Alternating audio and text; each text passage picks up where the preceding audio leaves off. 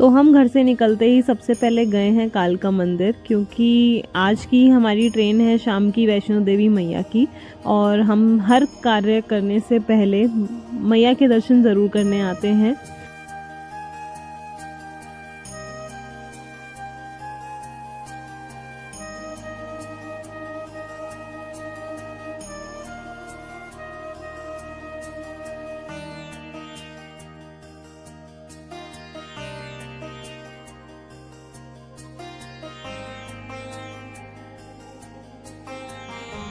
और अब दर्शन के बाद हम आ गए हैं रेलवे स्टेशन। हमारी ट्रेन है नई दिल्ली से कटरा, 7:05 की।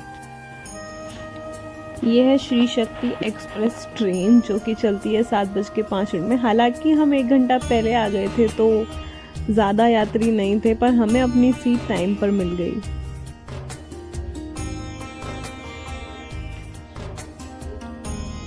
इस ट्रेन के टाइमिंग्स थे शाम 7:05 से सुबह 5:40 तक, और ऑन टाइम हमें सुबह 5:30 बजे ही ट्रेन ने अपनी डेस्टिनेशन पे उतार दिया। और इस टाइम काफ़ी ठंड महसूस हो रही थी मुझे, और कटरा का मौसम काफ़ी ज़्यादा ठंडा है दिल्ली के मुकाबले। इस चीज़ की मैं तैयारी पहले से ही करके चली थी, क्योंकि मुझे पता था वहाँ पे सुबह शाम की तो ठंड होगी ही। और जैसा कि अभी बिल्कुल ही अंधेरा है तो मुझे कुछ भी दिखाई नहीं दिया, और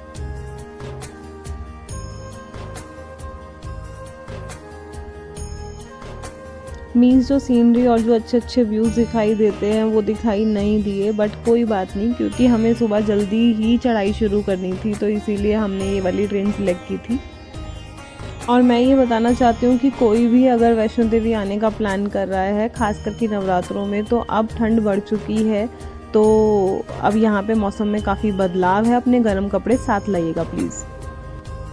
स्टेशन पर आते ही हमें मिल गया अपना यात्रा कार्ड, जो कि ये बहुत ही अच्छी पहल है श्राइन बोर्ड की तरफ से कि यात्रा रजिस्ट्रेशन काउंटर उन्होंने अभी स्टेशन पर भी अवेलेबल कर दिया है।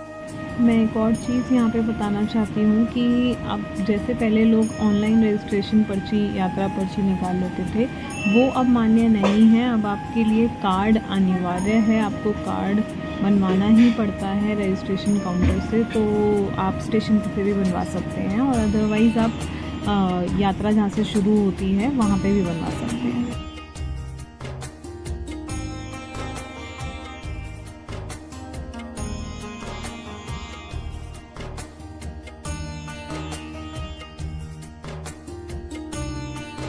आई थिंक हम लेट हो रहे हैं, टाइम हो गया है कुछ 7 के करीब, और हमें चढ़ाई भी शुरू करनी है। लेकिन जैसा कि अभी रूम ही नहीं मिला है तो ऐसा लग रहा है इससे टाइम लग जाएगा।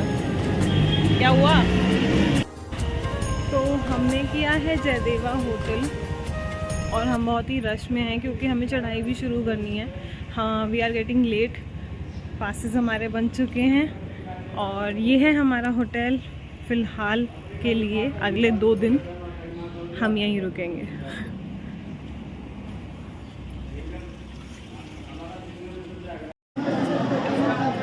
हम आ गए हैं चढ़ाई पे, हमने चढ़ाई शुरू कर दी है अब, और अभी टाइम हुआ है एग्जैक्ट 9 के आसपास। हमें अर्धकुंवारी पहुंचना है 1 बजे तक। पीछे बेहद लोग आते हुए, और ये एक पर्सन।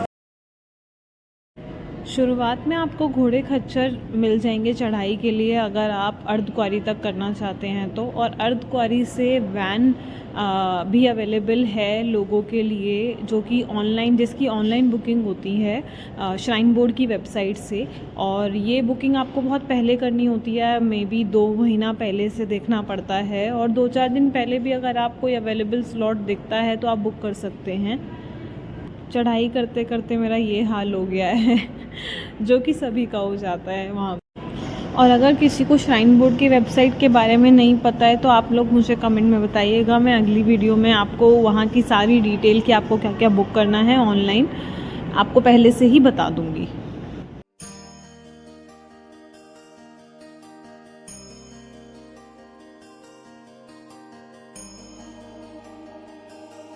और ऊपर भवन पे पहुंचते ही इतनी सुंदर सजावट हमें देखने को मिली।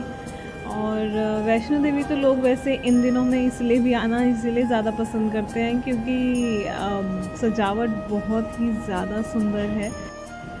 और इन नवरात्रों में आने की ख़ास वजह ये भी है क्योंकि श्राइन बोर्ड की तरफ से लोगों के लिए कुछ ज़्यादा अच्छी सुविधाएं अभी नई उपलब्ध हुई हैं, जैसे कि नया स्काई वॉक और एक नया पार्वती भवन जो कि स्काई वॉक से ही जोड़ा गया है। और पार्वती भवन में बहुत सारी सुविधाएं दी गई हैं लोगों के लिए, जैसे कि डिजिटल लॉकर्स दिए गए हैं वहाँ पे रहने की, और प्रतीक्षा कक्ष भी बनाए गए हैं जहाँ पे लोग आराम से वेटिंग एरिया में वेट कर सकते हैं। और स्नान घर भी बनाए गए हैं लोगों के नहाने के लिए, और खाने पीने की बहुत अच्छी सुविधाएं हैं।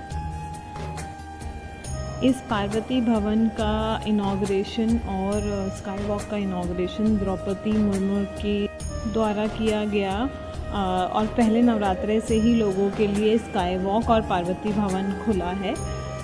तो अब से जो भी लोग माता के दरबार जाएंगे वो इन सब सुविधाओं का लाभ उठा पाएंगे।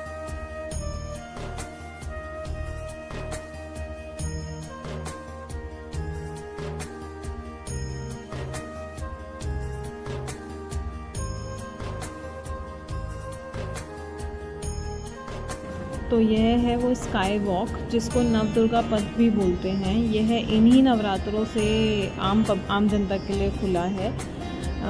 इसे 15 करोड़ के आसपास की लागत से बनाया गया है और इसमें केवल 14 महीनों का समय लगा है इसे बनने में। ये 250 मीटर लंबा है और ये जो ऑलरेडी जो ट्रैक है जिस पे लोग आते थे उससे 20 फीट ऊपर बनाया है, जिससे कि लोग जो हैं आराम से मैया के भवन का दर्शन कर सकते हैं। और शीशे का है अंदर से, तो आप बहुत ही अच्छे से दर्शन कर सकते हैं वहाँ से। और इसको बनाने के उद्देश्य यही नहीं है, मतलब ये भी है कि एक मनोकामना भवन और गेट नंबर 3 के बीच जो तीर्थ यात्रियों के आने जाने और भीड़ भाड़ जो होती थी ना पहले, उसको कम कर दिया गया है अब इसके द्वारा। क्योंकि अगर आपको याद हो तो जैसे 2022 में नए साल के दिन एक दुखद भगदड़ हुई थी, जिसके कारण मतलब बेहद ही ज़्यादा वो दुखद दिन था। काफ़ी लोगों को चोट आई थी, काफ़ी लोगों की जाने गई थी। तो उसी को ध्यान में रखते हुए ये नव दुर्गा पाथ और स्काई वॉक का निर्माण किया गया है। इसमें लकड़ी का फर्श भी बनाया गया है, जिससे कि सर्दियों में भी कोई आने जाने में लोगों को दिक्कत ना हो। और एक वेटिंग एरिया भी है, बैठने की जगह भी है और भी कई सुविधाएं इसमें दी गई हैं। इसके अलावा तो आप देख ही रहे हैं कितना सुंदर मैया का भवन, कितना ज़्यादा सुंदर बनाया जा रहा है। और कई करोड़ रुपए तो सिर्फ इसकी सजावट के लिए लगाए जाते हैं, मतलब। और ये फूल मैया के आशीर्वाद से इतने ज़्यादा महकदार और इतने ज़्यादा दिन तक ये मुरझाते भी नहीं हैं, मतलब ये काफ़ी दिनों तक। बेसिकली ये पूरे नवरात्रों बिल्कुल ऐसे ही भवन चमकता रहेगा।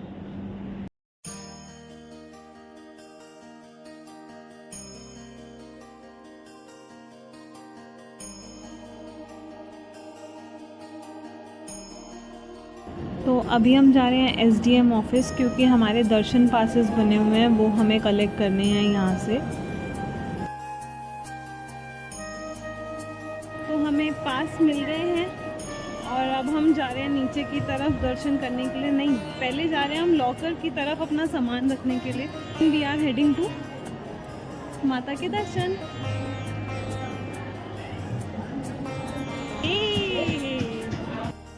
तो अब हम करेंगे मैया के दर्शन, क्योंकि वहाँ पे फ़ोन अलाउड नहीं है और लॉकर में हम फ़ोन अपने रख के जाएंगे। तो फिर अगले ब्लॉग में आगे की सीरीज़ दिखाएंगे दोस्तों। तब तक के लिए गुड बाय, टाटा।